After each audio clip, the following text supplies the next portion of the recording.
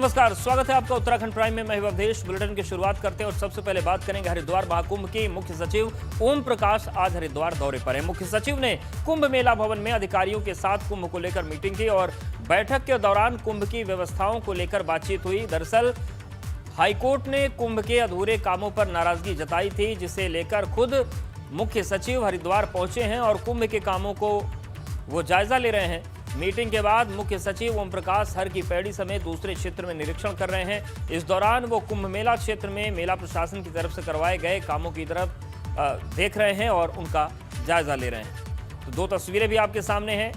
जो मेला भवन है वहां पर उन्होंने बैठक ली और स्थलीय निरीक्षण भी कुंभ क्षेत्र में जाकर उन्होंने किया और जो भी दिशा निर्देश थे वो जारी किए गए।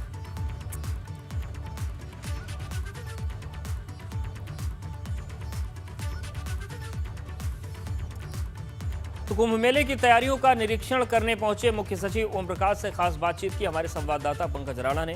सुनवाते हैं आपको। मुख्य सचिव ओम प्रकाश जी आज निरीक्षण करने पहुंचे हैं। हरिद्वार में हैं, वो हर की पौड़ी पर निरीक्षण करने हैं। सर, निरीक्षण आपने किए हैं, बात भी अधिकारी से की है, किस तरह की परिस्थितियां हैं और क्या व्यवस्थाएं हमारी नजर आ रही हैं अभी? आपकी व्यवस्थाएं अच्छी हैं और माननीय उच्च न्यायालय ने यह चिंता व्यक्त की थी कि जो यहाँ महिलाएं स्नान करती हैं तो उनकी निजता जो है उसको देखा जाना चाहिए। तो इसमें यहाँ पर जो कपड़े बदलने का स्थान है तो मैंने कहा है कि यहाँ पर 10 बढ़ा दिए जाएं और कोई भी आदमी जो है फोटोग्राफी वगैरह ना करे, तो इसके लिए महिला पुलिस की व्यवस्था की जाए और घाट पर भी और ऊपर भी, ताकि ऊपर से भी कोई फोटोग्राफी ना कर पाए सड़क से, और उसको कनात से जो है कवर कर दिए जाए तो ज़्यादा संख्या में महिलाएँ जो है वहाँ पर अपने कपड़े वगैरह बदल सकेंगी और उनकी निजता जो है सुरक्षित रहेगी। और उसके अलावा कार्य यहाँ ठीक हैं। इसके अलावा सर, हर की पौड़ी के अलावा कई जगह कुछ अभी जो बैरागी कैंप एरिया है वहाँ पर टेंटों की व्यवस्था नहीं हो पाई है, वहाँ लाइट पानी बिजली की नहीं हो पाई है, तो वहाँ के लिए सर ये कार्य चूँकि विलम्ब से निर्णय लिया गया तो कार्य विलम्ब से शुरू हुआ है, लेकिन दिन रात एक करके लोग काम कर रहे हैं, तो उम्मीद है कि ये कार्य शीघ्र पूरा हो जाए।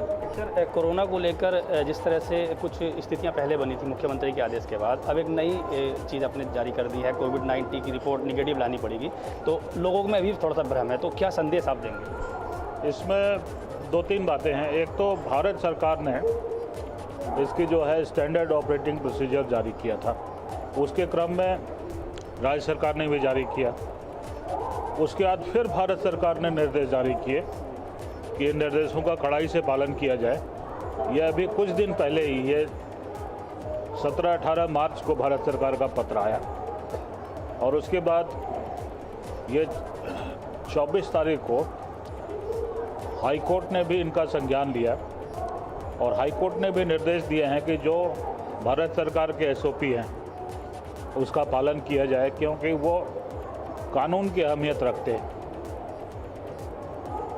तो ये उच्च न्यायालय के आदेश हैं, भारत सरकार के भी आदेश हैं, तो उसका यथासंभव पालन किया जाएगा। सर, ट्रेनों के संचालन और बसों के संचालन के लिए क्या स्थितियां रहेंगी? ट्रेनें चलेंगी, एक पत्र आपने लिखा था रेलवे को, तो क्या चलेंगी नई ट्रेनें या जो स्थिति अभी है वही रहेगी? नई ट्रेनों को प्रतिबंधित किया था कि नई ट्रेनें नहीं चलेंगी, लेकिन यहाँ से आउटगोइंग ट्रेन चलेगी। यहाँ से जो बाहर ट्रेन जाएंगी उनकी संख्या बढ़ेगी और उनको यह भी कहा गया है कि ट्रेन में जो यात्री आएँ वो अपना 72 घंटे से कम पूर्व का कोविड नेगेटिव रिपोर्ट लाएँ। सर, एक आखिरी सवाल यह है कि जो बॉर्डर एरियाज है हमारे, जैसे यहाँ उत्तर प्रदेश से मिला हुआ है, उधर हिमाचल से मिला हुआ है, तो क्या वहाँ पर टेस्टिंग शुरू हो गई है या वहाँ पर सब चीज़ें शुरू की जाएंगी अभी? ये जितने चेक पोस्ट हैं हमारे करीब 25 हैं, वहाँ टेस्टिंग प्रारंभ हो गई है और जो शिवरात्रि के दिन, अकेले शिवरात्रि के दिन 38,500 के आसपास टेस्ट हुए थे। और एक चीज़ मैं और कहना चाहूँगा कि 1 तारीख से जो 45 वर्ष से अधिक उम्र के लोग हैं उनका वैक्सीनेशन प्रारंभ है। तो जितने भी लोग हरिद्वार के हैं, विशेष तौर पर जो संपर्क में आते हैं, जैसे हमारे पंडा समाज के लोग हैं और हमारे अखाड़ों के श्री महंत हैं, अखाड़ों के सन्यासी हैं और जितने आसपास के दुकानदार हैं, तो उनसे अनुरोध और आग्रह है कि वो अपना कोविड वैक्सीनेशन 1 तारीख से जो प्रारंभ हो रहा है तो ज़रूर कराएं। धन्यवाद सर, एबीपी गंगा से बात करने के लिए। ये थे मुख्य सचिव ओम प्रकाश जी, जिन्होंने कुंभ को लेकर यहाँ निरीक्षण किया है और तमाम व्यवस्थाओं का जायजा लिया है और जो कमियां हैं उनको तत्काल पूरा करने के निर्देश भी दिए हैं। हरिद्वार से मेरे सहयोगी संजय कुमार के साथ पंकज राणा, एबीपी गंगा। और सीधे रुक करते हैं हरिद्वार का। पंकज हमारे साथ बने हुए हैं। पंकज, जिस तरीके से मुख्य सचिव ने निरीक्षण किया, बैठक भी हुई, कौन कौन सी खामियां उन्होंने मानी हैं कि ये खामियां हैं और इनको दुरुस्त करने की जरूरत है? क्योंकि हरिद्वार प्रशासन तो कई महीनों से बता रहा है कि सब कुछ तैयार है, पर सब कुछ तैयार होता तो मुख्य सचिव को आने की जरूरत नहीं पड़ती।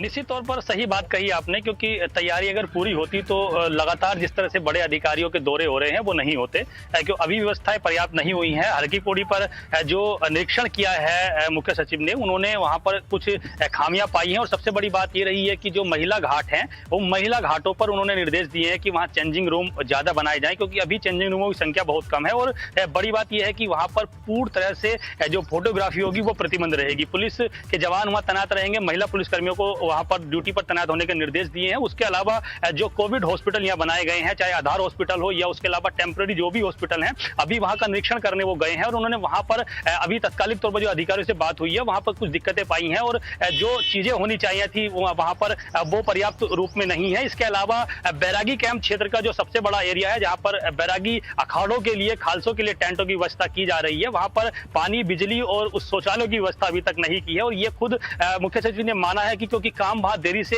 अब शुरू हुआ था तो और अभी तक व्यवस्थाएं नहीं बनी है, तो अभी वो 1 तारीख से कुंभ शुरू हो रहा है, अब तो बस 2-3-4 दिन का वक्त है। क्या 4 दिन में व्यवस्थाएं दुरुस्त हो जाएंगी? लग नहीं रहा। देखिए जिस तरह से चाल चल रहे हैं तमाम मेला प्रशासन के अधिकारी, और वो ये दावा भी कर रहे हैं कि वो दिन रात काम कर रहे हैं। अभी एबीपी गंगा ने प्राथमिकता से एक खबर भी दिखाई थी कि बैरागी कैंप एरिया में किस तरह से व्यवस्थाएं हैं, वहां पर पर्याप्त व्यवस्थाएं अभी नहीं हुई है। लाइट की व्यवस्था वहां की जा रही है और ये दावा किया जा रहा है कि 31 मार्च तक ये सभी व्यवस्थाएं पर्याप्त कर दी जाएंगी, जो भी मूलभूत सुविधाएं वो दे दी जाएंगी। अब ये देखेंगे कि क्योंकि 1 तारीख से विधिवत रूप से मेले का शुभारंभ हो जाएगा, उससे पहले व्यवस्थाएं मेला प्रशासन कर पाता है या नहीं कर पाता है, क्योंकि हाईकोर्ट भी नाराज है और खुद मुख्य सचिव ने भी इस पर कमी पाई है, तो उन्होंने भी नाराजगी और देखने वाली बात होगी कि मुख्य सचिव के दौरे के बाद कुछ बदलेगा या फिर ऐसे ही सुस्त चाल यहां पर बनी रहेगी। शुक्रिया पंकज, आपका जानकारी।